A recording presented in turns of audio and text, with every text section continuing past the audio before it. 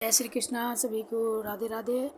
तो आज मैं श्रीमद् भागवत महापुराण के एकादश स्कंद का जो कथा पढ़ रही हूँ उसका नाम है माया से पार होने के उपाय तथा ब्रह्म और कर्म योग का निरूपण।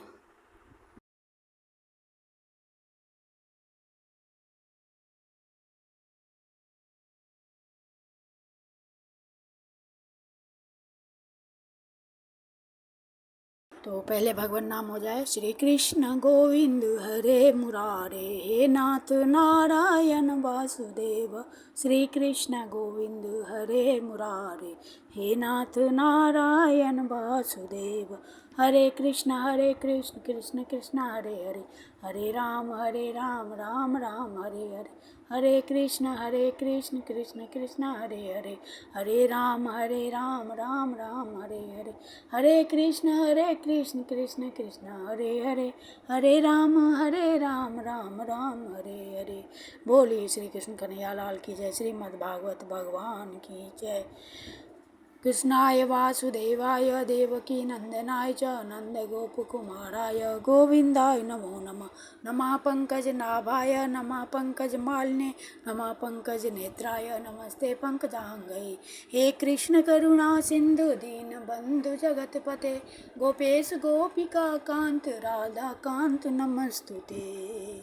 बोलिए श्रीमद् भागवत भगवान की जय। लक्ष्मी नारायण द्वारिकाधीश की जय, वृंदावन धाम वैकुंठनाथ की जय, साधु संतों की जय, सदगुरुदेव भगवान की जय, भगवान वेद व्यास की जय, सुखदेव जी महाराज की जय। बोलिए श्रीमद् भागवत भगवान की जय।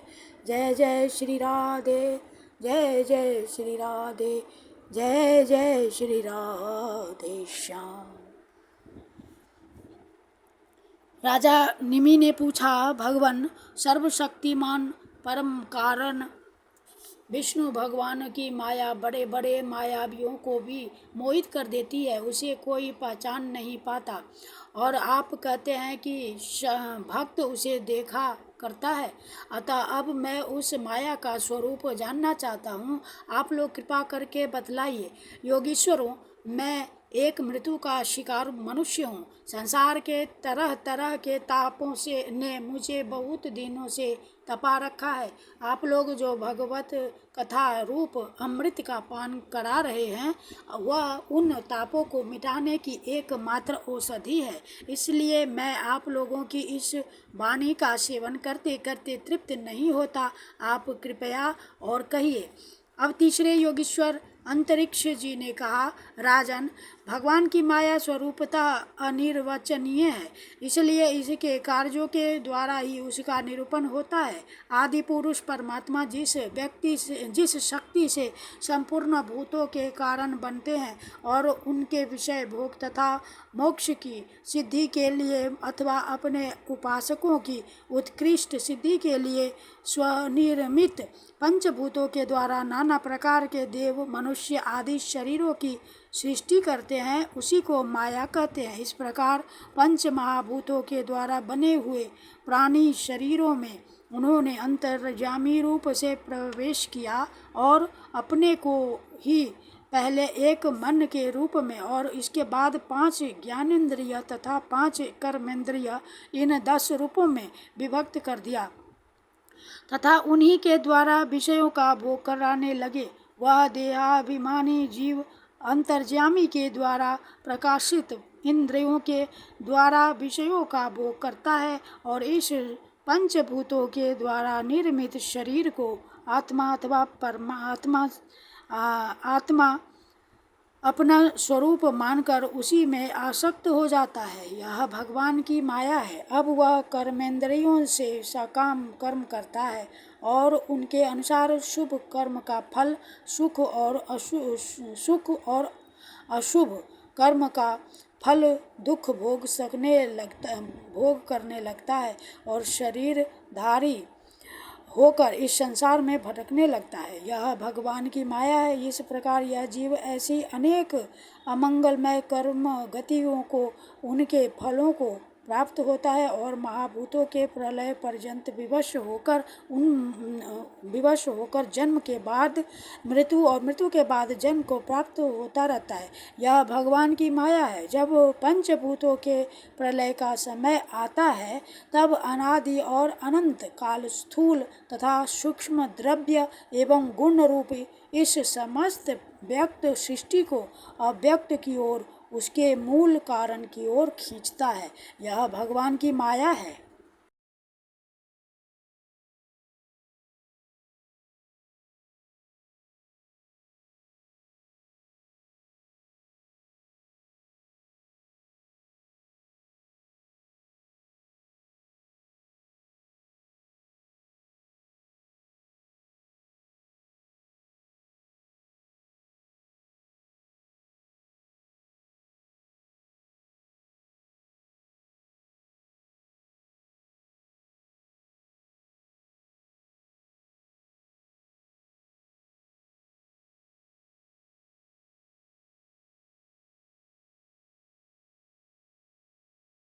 उस समय पृथ्वी पर लगातार 100 वर्ष तक भयंकर सूखा पड़ता है। वर्षा बिल्कुल नहीं होती। प्रलय काल की शक्ति से सूर्य की उष्णता और भी बढ़ जाती है तथा वे तीनों लोकों को तपाने लगते हैं।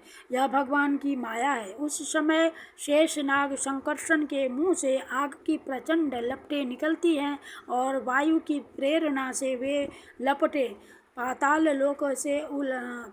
लोक से जलाना आरंभ करती हैं तथा और भी ऊंची ऊंची होकर चारों ओर फैल जाती हैं।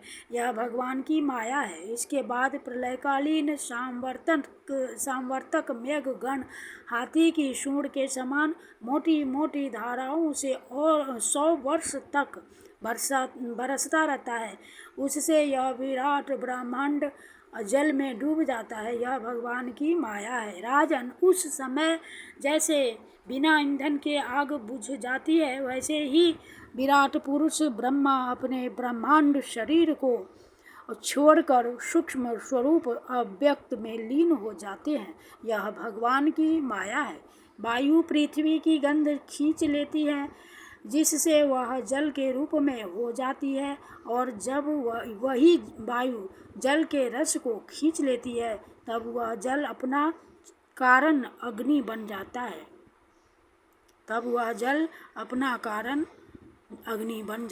यह भगवान की माया है। जब अंधकार अग्नि का रूप छीन लेता है तब वह अग्नि वायु में लीन हो जाती है और जब आकाश वायु की स्पर्श शक्ति छीन लेता है तब वह आकाश में लीन हो जाता है।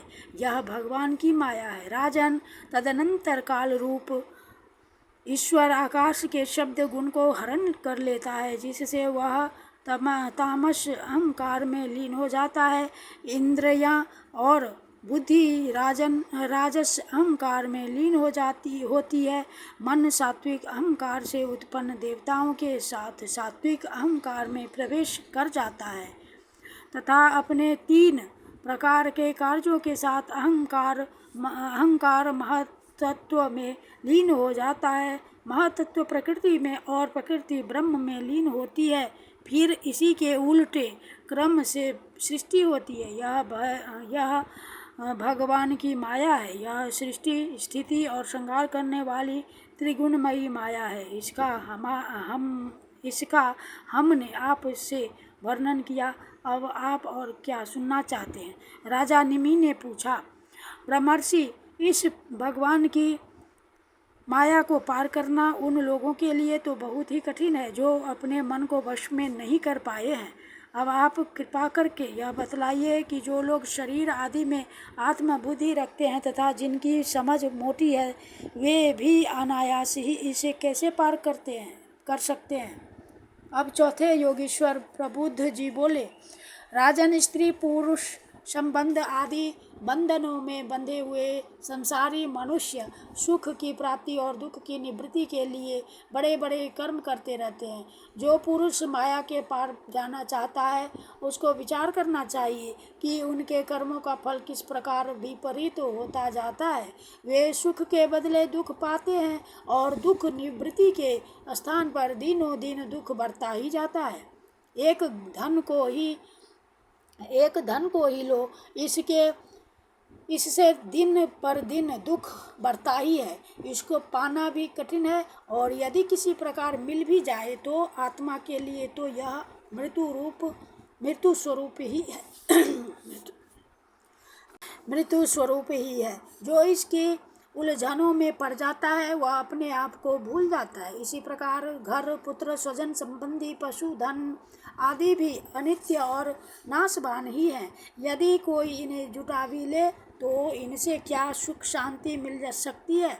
इसी प्रकार जो मनुष्य माया से पार जाना चाहता है उसे यह भी समझ लेना चाहिए कि मरने के बाद प्राप्त होने वाले लोक परलोक भी ऐसे ही नाशवान हैं, क्योंकि इस लोक की वस्तुओं के समान वे भी कुछ सीमित कर्मों के सीमित फल मात्र हैं। वहाँ भी पृथ्वी के छोटे छोटे राजाओं के समान बराबर वालों से होर अथवा लाग डांट रहती है। अधिक ऐश्वर्य और सुख वालों के प्रति छिद्रान्वेषण तथा ईर्ष्या द्वेष का भाव रहता है। कम सुख और ऐश्वर्य वालों के प्रति घृणा रहती है एवं कर्मों का फल पूरा हो जाने पर वहाँ से पतन तो होता ही है, उसका नाश निश्चित है। नाश का भय वहाँ भी नहीं छूट पाता। इसलिए जो परम कल्याण का जिज्ञासु हो उसे गुरुदेव की शरण लेनी चाहिए। गुरुदेव ऐसे हो जो शब्द ब्रह्म वेदों के पारदर्शी विद्वान हो, जिससे वे ठीक ठीक समझा सके और साथ ही पर ब्रह्म में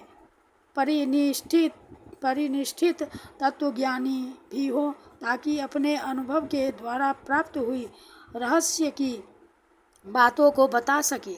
उनका चित्त शांत हो, व्यवहार के प्रपंच में विशेष प्रवृत्त न हो। जिज्ञासु को चाहिए कि गुरु को ही अपना परम प्रियतम आत्मा और इष्ट देव माने, उनकी निष्कपट भाव से सेवा करे और उनके पास रहकर भागवत धर्म की भगवान को प्राप्त कराने वाले भक्ति भाव के साधनों की क्रियात्मक शिक्षा ग्रहण करे। इन्हीं साधनों से सर्वात्मा एवं भक्त को अपने आत्मा का दान करने वाले भगवान प्रसन्न होते हैं। पहले शरीर, संतान आदि में मन की अनासक्ति सीखे, फिर भगवान के भक्तों से प्रेम कैसा करना चाहिए यह सीखे। इसके पश्चात प्राणियों के प्रति यथा योग्य दया, मैत्री और विनय की निष्कपट भाव से शिक्षा ग्रहण करे। मिट्टी, जल आदि से बाह्य शरीर की पवित्रता, छल कपट आदि के त्याग से भीतर की पवित्रता, अपने धर्म का अनुष्ठान, सहन शक्ति, मौन, स्वाध्याय, सरलता, ब्रह्मचर्य, अहिंसा तथा शीत उष्ण, सुख दुख आदि द्वंद्वों में हर्ष विषाद से रहित होना सीखे। सर्वत्र अर्थात समस्त देश काल और वस्तुओं में चेतन रूप से आत्मा है, नियंता रूप से ईश्वर को देखना, एकांत सेवन यही मेरा घर है ऐसा भाव न रखना। गृहस्थ हो तो पवित्र वस्त्र पहनना और त्यागी हो तो फटे पुराने पवित्र चिथड़े जो कुछ प्रारब्ध के अनुसार मिल जाए उसी में संतोष करना सीखे।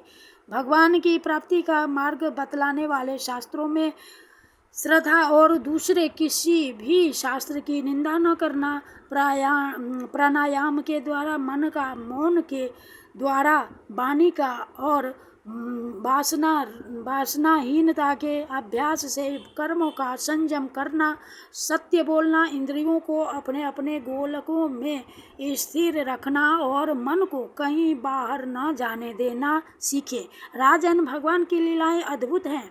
उनके जन्म, कर्म और गुण दिव्य हैं। उन्हीं का श्रवण, कीर्तन और ध्यान करना तथा शरीर से जितनी भी चेष्टाएं हो सब भगवान के लिए करना चाहिए, करना सीखे। यज्ञ, दान, तप अथवा जप, सदाचार का पालन और स्त्री पुत्र धन घर अथवा स्त्री पुत्र घर, अपना जीवन, प्राण तथा जो कुछ अपने को प्रिय लगता हो सब का सब भगवान के चरणों में निवेदन करना, उन्हें सौंप देना सीखें। जिन संत पुरुषों के ने सच्चिदानंद स्वरूप भगवान श्री कृष्ण का अपने आत्मा और स्वामी के रूप में साक्षात्कार कर लिया हो, उनसे प्रेम और स्थावर जंगम दोनों प्रकार के प्राणियों की सेवा, विशेष करके मनुष्यों में भी परोपकारी सज्जनों की और उनमें भी भगवत प्रेमी संतों की करना सीखे। भगवान के परम पावन यश के संबंध में ही एक दूसरे से बातचीत करना और इस प्रकार के साधकों का इकट्ठे होकर आपस में प्रेम करना, आपस में संतुष्ट रहना और प्रपंच से निवृत्त होकर आपस में ही आध्यात्मिक शक्ति का अनुभव करना सीखे। राजन, श्री कृष्ण राशि राशि पापों की एक क्षण में भस्म कर देते हैं। सब उन्हीं का स्मरण करे और एक दूसरे को स्मरण करावे। इस प्रकार साधन भक्ति का अनुष्ठान करते करते प्रेम भक्ति का उदय हो जाता है और वे प्रेमोद्रेक से पुलकित शरीर धारण करते हैं। उनके हृदय की बड़ी विलक्षण स्थिति होती है। कभी कभी वे इस प्रकार चिंता करने लगते हैं कि अब तक भगवान नहीं मिले, क्या करूं, कहाँ जाऊं, किससे पूछूं, कौन मुझे उनकी प्राप्ति करावे। इस तरह सोचते सोचते वे रोने लगते हैं।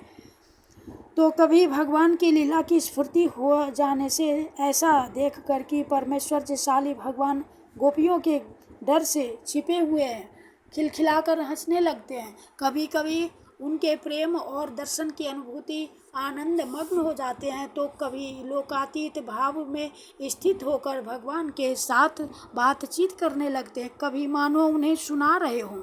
इस प्रकार उनके गुणों का गान छेड़ देते हैं और कभी नाच नाच कर उन्हें रिझाने लगते हैं। कभी कभी उन्हें अपने पास न पाकर इधर उधर ढूंढने लगते हैं, तो कभी कभी उनसे एक होकर उनकी सन्निधि में स्थित होकर परम शांति का अनुभव करते और चुप हो जाते हैं। राजन, जो इस प्रकार भागवत धर्मों की शिक्षा ग्रहण करता है उसे उनके द्वारा प्रेम भक्ति की प्राप्ति हो जाती है और वह भगवान नारायण के परायण होकर उस माया को अनायास ही पार कर जाता है जिसके पंजे से निकलना बहुत ही कठिन है।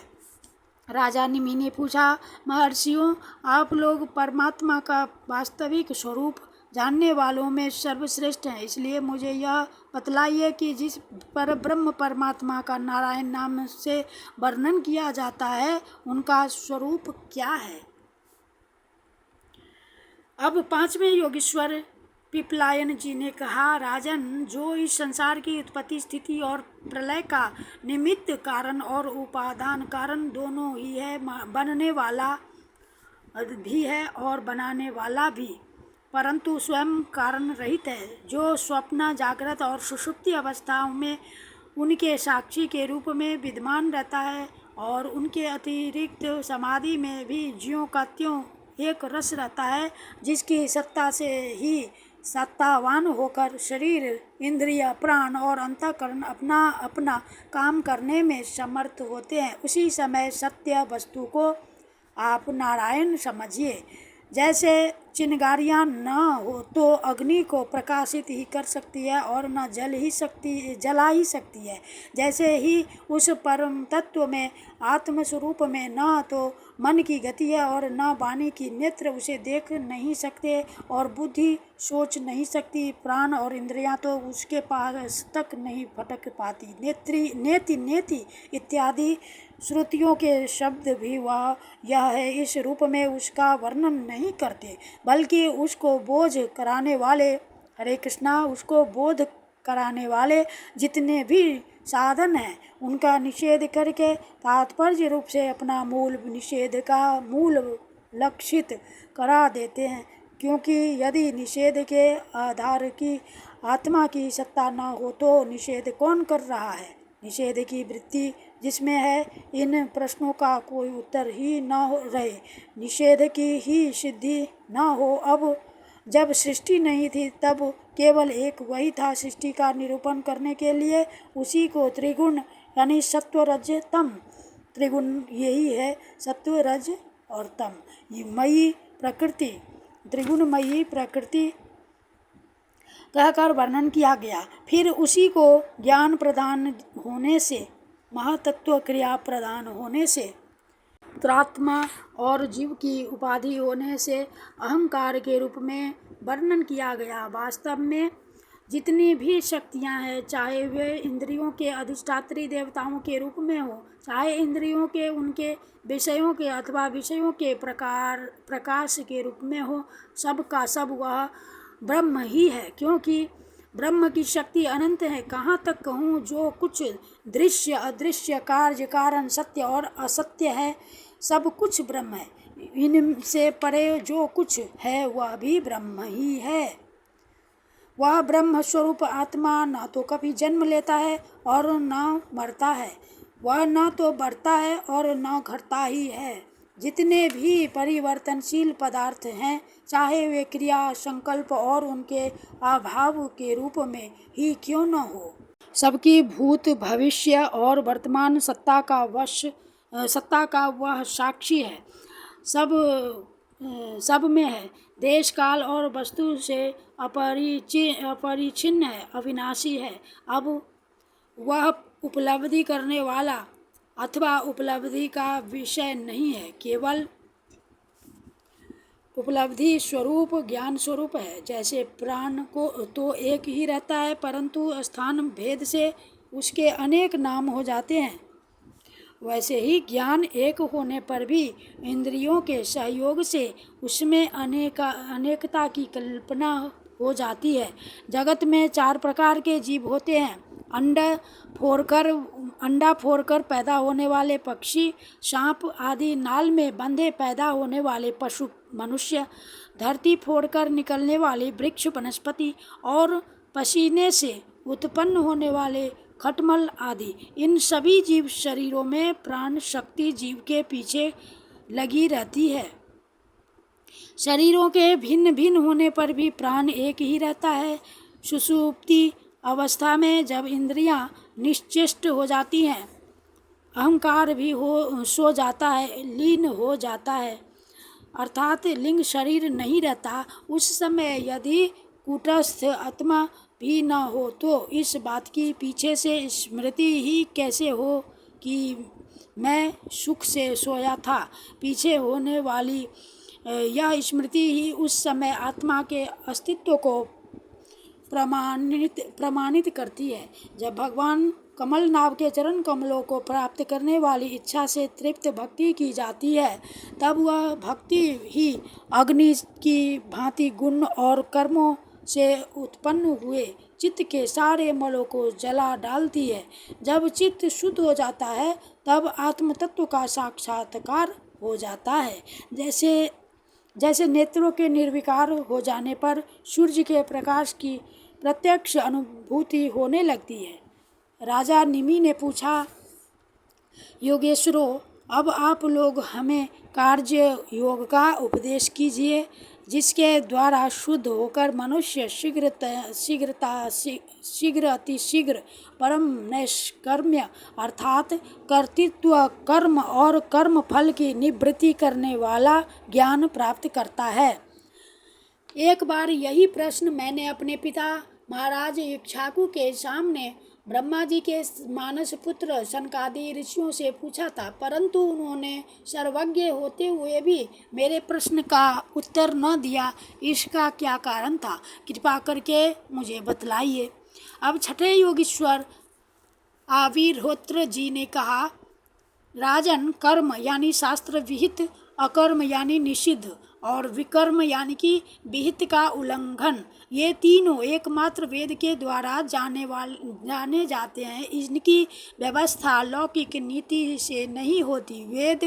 वेद अपौरुषेय है, ईश्वर रूप है, इसलिए उनके तात्पर्य का निश्चय करना बहुत कठिन है। इसी से बड़े बड़े विद्वान भी उनके अभिप्राय का निर्णय करने में भूल कर बैठते हैं। इसी से तुम्हारे बचपन की ओर देखकर तुम्हें अनधिकारी समझकर सनकादि ऋषियों ने तुम्हारे प्रश्न का उत्तर नहीं दिया। यह वेद परोक्षवादात्मक है। यह कर्मों की निवृत्ति के लिए कर्म का विधान करता है। जैसे बालक को मिठाई आदि का लालच देकर औषधि खिलाते हैं, वैसे ही यह अनभिज्ञों को स्वर्ग आदि का प्रलोभन देकर श्रेष्ठ कर्म में प्रवृत्त करता है। जिसका अज्ञान निवृत्त नहीं हुआ है, जिसकी इंद्रियां वश में नहीं है, वह यदि मनमाने ढंग से वेदोक्त कर्मों का परित्याग कर देता है, तो वह विहित कर्मों का आचरण न करने के कारण विकर्म रूप अधर्म ही करता है। इसलिए वह मृत्यु के बाद फिर मृत्यु को प्राप्त होता है। इसलिए फल की अभिलाषा छोड़कर और विश्वात्मा भगवान को समर्पित कर जो वेदोक्त कर्म का ही अनुष्ठान करता है, उससे कर्मों की निवृत्ति से प्राप्त होने वाली ज्ञान रूप सिद्धि मिल जाती है। जो वेदों में स्वर्गादि रूप फल का वर्णन है, उसका तात्पर्य फल की सत्यता में नहीं है, वह तो कर्मों में रुचि उत्पन्न कराने के लिए है। राजन, जो पुरुष चाहता है कि शीघ्र से शीघ्र मेरे ब्रह्म स्वरूप आत्मा की हृदय ग्रंथि में और मेरे की कल्पित गांठ खुल जाए, उसे चाहिए कि वह वैदिक और तांत्रिक दोनों ही पद्धतियों से भगवान की आराधना करे। पहले सेवा आदि के द्वारा गुरुदेव की दीक्षा प्राप्त करे, फिर उनके द्वारा अनुष्ठान की विधि सीखे। अपने को भगवान की जो मूर्ति प्रिय लगे, अभीष्ट जान पड़े, उसी के द्वारा पुरुषोत्तम भगवान की पूजा करे। पहले स्नान आदि से शरीर और संतोष आदि से अंतःकरण को शुद्ध करे। इसके बाद भगवान की मूर्ति के सामने बैठकर प्राणायाम आदि के द्वारा भूत शुद्धि नाड़ी शोधन करे। तत्पश्चात विधि पूर्वक मंत्र देवता आदि के न्यास से अंग रक्षा करके भगवान की पूजा करे। पहले पुष्प आदि पदार्थों का जंतु आदि निकालकर पृथ्वी को सम्मार्जन आदि से अपने को अव्यग्र होकर और भगवान की मूर्ति को पहले ही की पूजा के लगे हुए